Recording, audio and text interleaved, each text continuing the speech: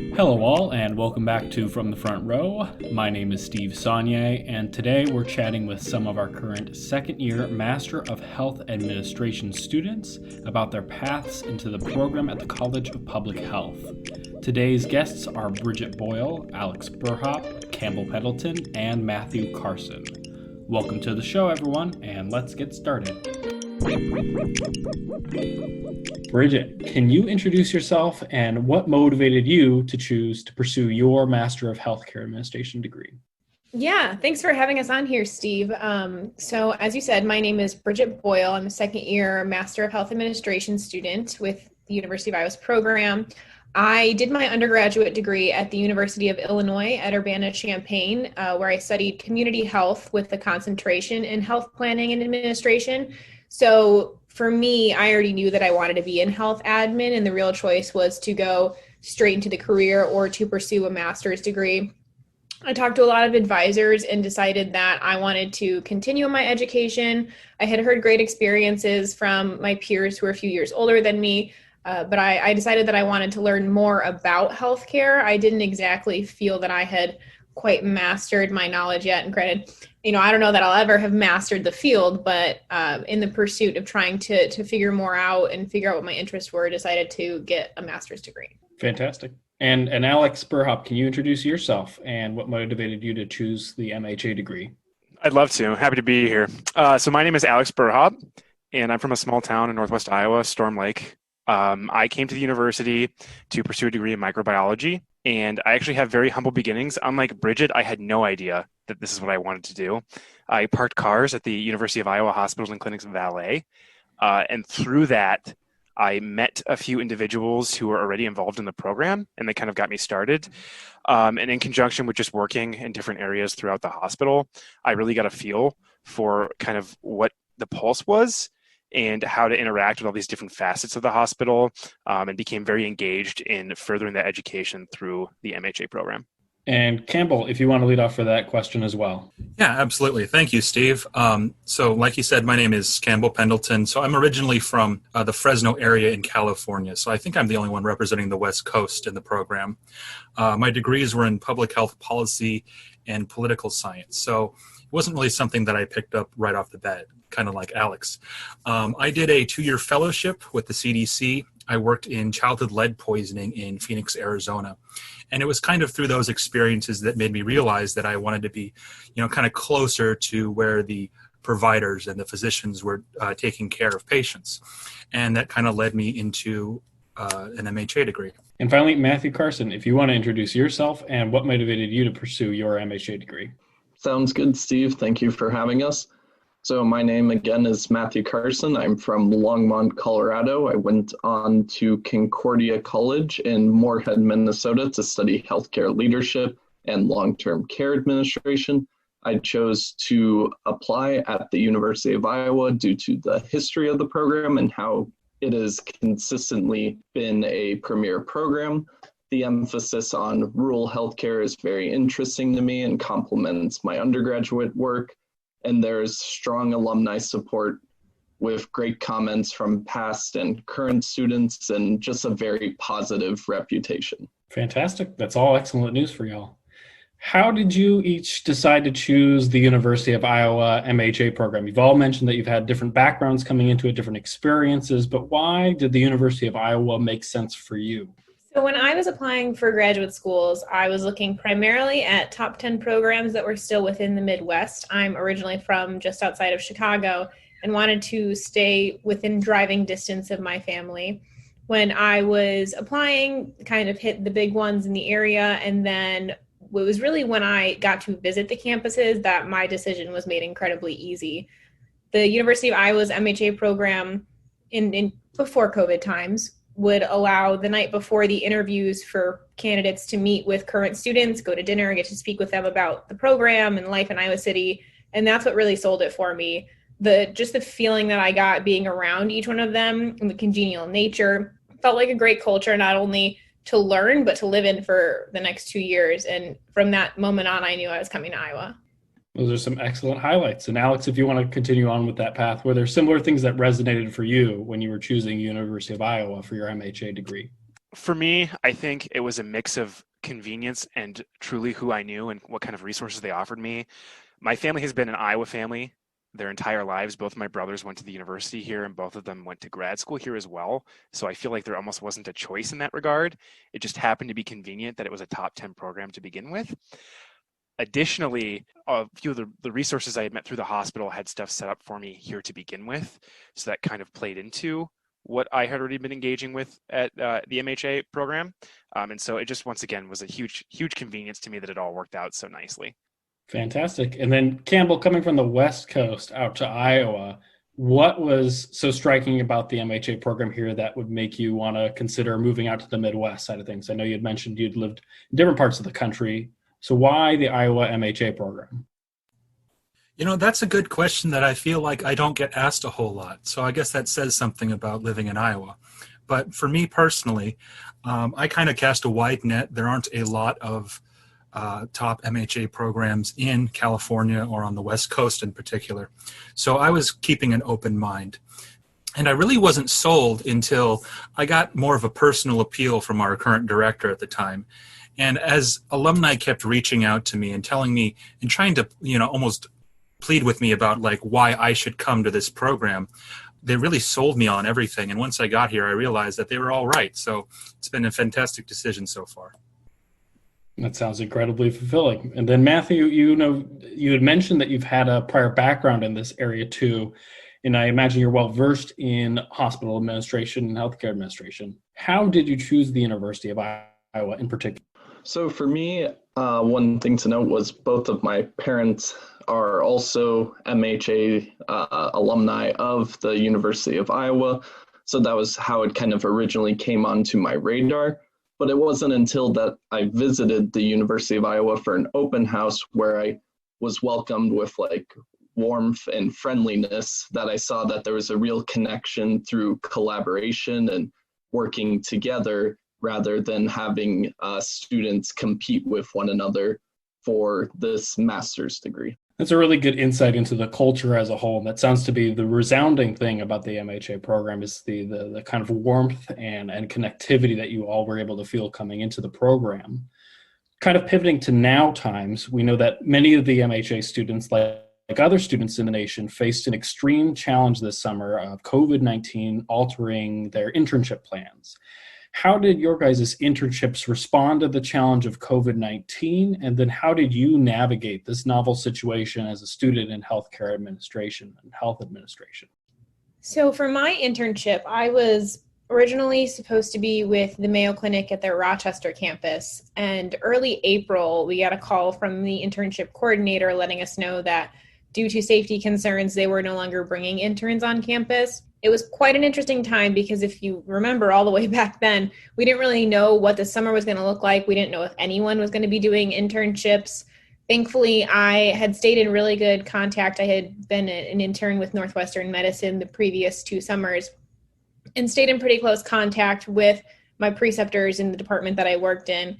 And just in conversations with them had mentioned that my internship had fallen through and am so fortunate that they were able to then create a position for me to come back to the department for a 3rd summer and intern with them. And it was an incredible experience. It was in performance improvement. So they were working with a lot of the reactivation teams to try and get the hospital back to pre-COVID levels when I had started over the summer. It was a more truncated experience than typical. So I was only there for 6 weeks. But what I got to see in the 6 weeks rivaled every internship I've had with them. So very thankful for that department. Quite an interesting experience. I know that all of us have faced quite a few challenges in these unprecedented times, as they are called. But overall, it was fantastic to be able to see how an academic medical system is handling the COVID-19 response and then planning for continued response. Excellent insight. And then Alex, if you want to contribute about your experiences. I would love to. So I was fortunate enough to work at a critical access hospital in rural Iowa, Washington County Hospital and Clinics. And it was a very interesting kind of perspective to think about when compared to Bridget's example, because out in these rural areas, the focuses of the community and the focuses of the hospital are a little bit different. They focus more on, PPE and just getting everyone appropriately distanced and away from each other while still providing the care to the community versus canceling the internships altogether. So I went in with a little bit more safety precautions, but was still allowed to engage in a lot of roles in my internship. The most unique situation I faced was actually the addition of a new intern who's here with us today, Matthew. And he's going to talk a little bit more about his perspective and how he got into that situation. But I actually think it was very beneficial because one of the things I had not prepared for going into it was being thrust into a situation where you have a coworker that's unexpected. And it taught me a lot about team building and how to kind of sort work and engage with each other and build upon each other's experiences. And I imagine that's a very similar situation that a lot of MHA students were going to in the internship side of things, is realizing that you might be working around people that you have connected with previously. Campbell, did you have a similar situation as well when you were going through figuring out the COVID-19 internship situation? And how did your experience turn out for the summer? Yeah, actually, I did have a similar-ish situation to Bridget. I was applying to a number of internships in California with Kaiser Permanente. And right about the time we were coming down to finalists, they put on a hiring freeze because of COVID, obviously. So I wouldn't call it a backup because it was a great experience, but I was able to get an internship over the summer with UIHC application services. So I kind of got to see how the kind of back end of healthcare functioned. I thought it was a great experience about something that I never would have learned about otherwise. But also at the same time, me and my co-intern, who was also another classmate of mine, we were kind of put in charge of putting together the presentation that employees coming back to work would kind of utilize in trying to maintain safe distances and safe practices. So, we were put into the fire immediately in that regards of trying to transition everyone into COVID. So I'd say that definitely changed our internship. I would say for the better, definitely. And Matthew, did you have similar challenging experiences as well to trying to, as Alex said, adjust to a new internship lifestyle and meeting the challenge of COVID-19 too in your role there? Yes, so to start with, I was originally set to go overseas to Japan to do a side-by-side internship between two organizations of a healthcare consulting firm called Nihon K and Kameda Medical Center. Once COVID kind of ended those plans, I was fortunate through connections in the Iowa Alumni Network to be set up at Washington County Hospital and Clinics under the COO, Bridget Hill. Working alongside Alex was a wonderful experience, getting to bounce ideas off of one another, but also addressing the COVID-19 challenges that the critical access facility faced, and coming in with a fresh perspective and just kind of a needed perspective that they were looking for in terms of what ideas can we bring, what should be implemented to address, like Alex said, PPE and masks and shields and stuff of the sorts. Bridget mentioned that we're living in these unprecedented times and that you all have had to be responsive to unique challenges across your field. When you're thinking about your time here, what do you think so far has been the most valuable experience or takeaway from your time, whether it's in the program currently or doing the internships over the summer? I would say that my most valuable experience thus far actually came pretty early into the program. Quite a few of us participated in the University of Kansas's first year MHA student case competition last fall, so coming up on a year now. And that was a team case that myself and two of my colleagues were on our team. We worked on it for quite a few weeks, went to Kansas, presented, and the way that they had it set up is there were 2 rounds, and those who advanced from the first round would advance to the finals, and then they would announce winners. My team didn't advance past the first round. And even though we weren't able to advance to the finalist round, it taught me a lot.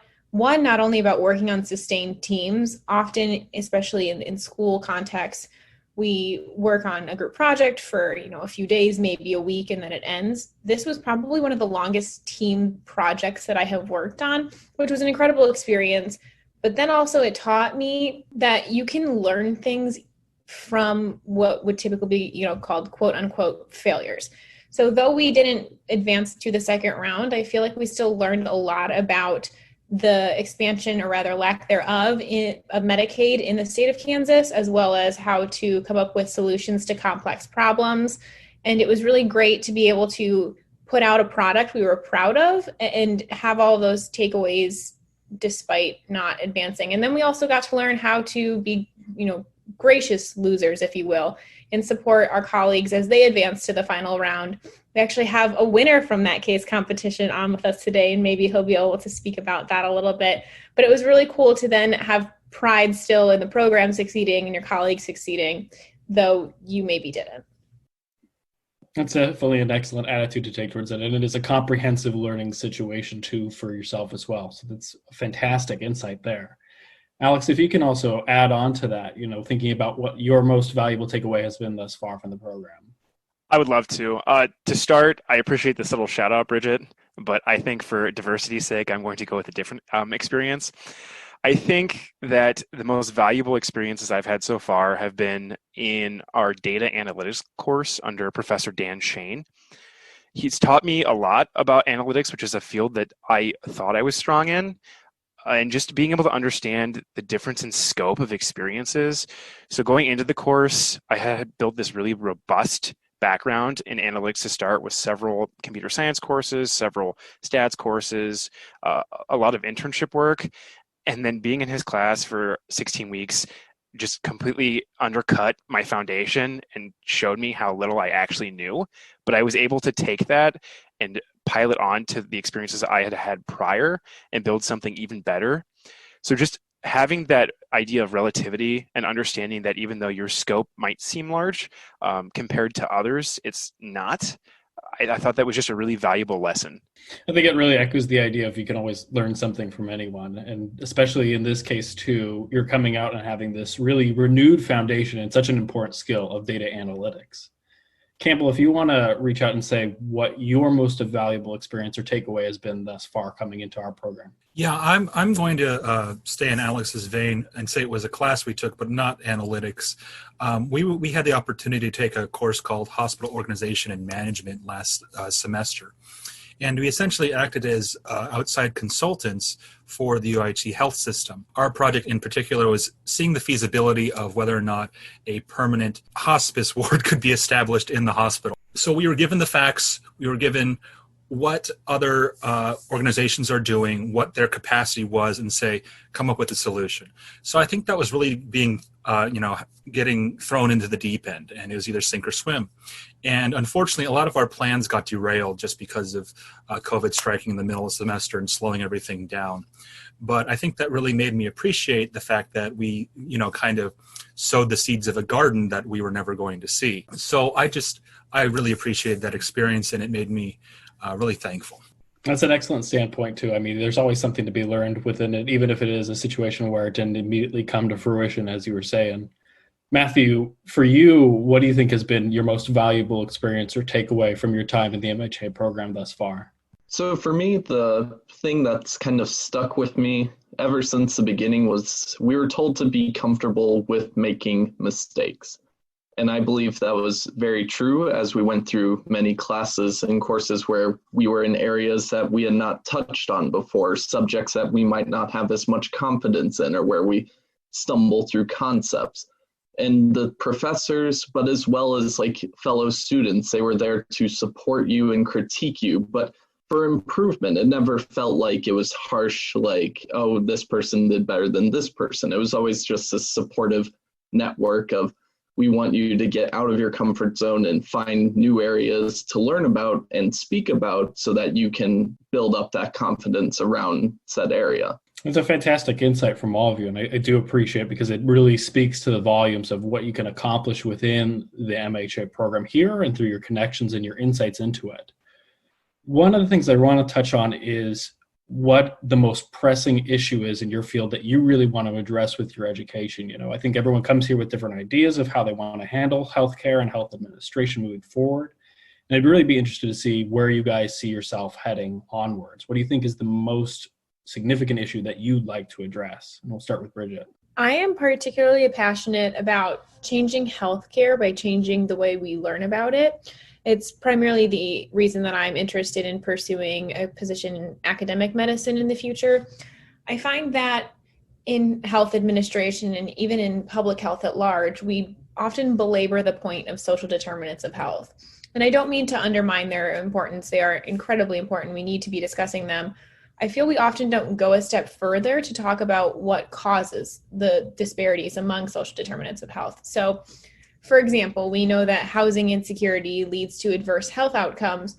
I find that we don't often talk about what has led to housing insecurity among disparate populations. So we don't discuss redlining's impact on that or different mortgage approval rates. And I would really like to use my knowledge and my degree to work in an organization that tries to bring those conversations to the forefront, that brings all community stakeholders to the table to say, we need to unpack this problem further. I feel sometimes we think that, we've found, we've unlocked the secret, figuring out that social determinants of health have caused all of these issues. But if we don't take it a step further and say, well, what has caused the social determinants of health? I worry that some of our implementations and solutions won't quite address the root of the problem. So I guess I would say the most pressing issue would be making sure we have all stakeholders at the table, all members of the community informing our education and our implementations. I think it's a very good point to touch on the upstream factors. It really is such a critical piece, all along the situation of trying to figure out how do you address a problem holistically. Alex, if you want to touch on what you think the most pressing issue in your field is that you want to address through your education. One of the things that I'm extremely interested in is addressing rural health disparities.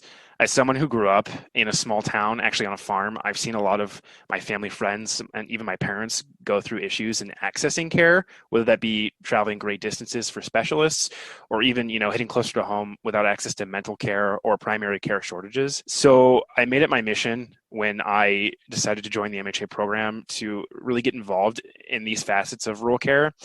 I understand a lot about provider workflow, and I've been able to kind of integrate that into some of the prior work I've done, but I'm really invested in balancing the ability of rural communities and rural hospitals to bring in some of these providers that are incentivized to go to larger systems, and bringing in some of these specialists as well. And there's a variety of challenges that providers, physicians and APPs face when going into rural communities versus urban areas. And there's a lot of issues that the hospitals themselves face in attracting these providers. And so I'm just very interested in attacking those disparities and allowing these rural communities to bring in providers to serve their community. I think it's a very admirable goal to go forth and do that, because we know it's a tremendous burden on rural communities trying to access, like you're saying, primary care, mental health care, especially in states like Iowa, where you have those workforce shortages. And so it will be a really necessary area to champion going forward. Campbell, if you want to touch on what you think the most pressing issue is in your field that you want to address through your education briefly. Coming from the field of public health, much of my job was in education. We were telling people about what the health dangers were, what the risks were, because in regards to lead poisoning, there really aren't any symptoms. You just have to be aware and get tested. So I feel like with a lot of the preventable diseases that we are seeing today, people are able to see them in real time, and we can prevent them. We just need to work on that step. And I think that's going to be a big part of our healthcare system moving forward, given that a lot of our health systems are moving towards capitation models. They're going to take on all these risks. So they're going to have to invest in preventative healthcare. I think it's a very crucial point as well, too, the idea of preventative healthcare and preventive measures necessarily. It really echoes back to Bridget's point of, you want to tackle these upstream issues so they don't add costs later on or cause negative patient outcomes and negative outcomes for all of our healthcare systems.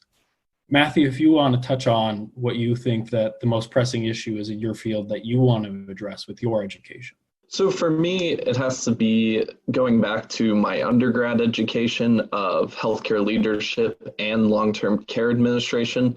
With the rising population of elderly individuals increasing over the next couple decades, it's the access to this post-acute care and long-term care and connecting the gap between what can hospitals and organizations do with these facilities to help better address the ongoing disparities by race, income, and education across the country that we will be seeing. I appreciate your guys' variety of perspectives too. It's nice you can pull through the common threads and see similar motivating factors and similar pressing issues, but overall just such a wide breadth of interest. So I really want to thank you guys for touching on those really different points.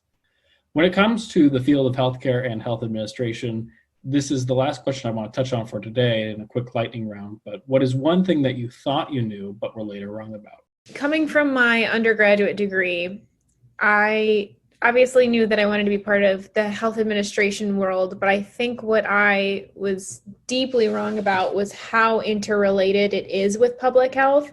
To be quite transparent, I took a class it was a public health focused course, and my understanding is that public health was seatbelts and sidewalks, and it had nothing to do with my career. It was just something that I had to get through.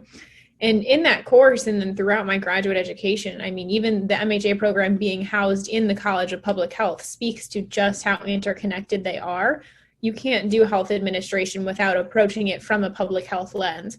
So it's rather vague, but I think something that I was deeply wrong about and have since become quite passionate about is promoting public health as a means to be a successful healthcare administrator. Alex, if you want to take that shot too as well and say what one thing that you thought you knew but were later wrong about. One thing that I think gets brought up a lot, especially in my interactions with both people who are in different programs in the College of Public Health as well as people in general, is just kind of the air that people who have graduated from the program or who are in the program walk around with. You know, they're always dressed up, they have a different dress code, they just act differently.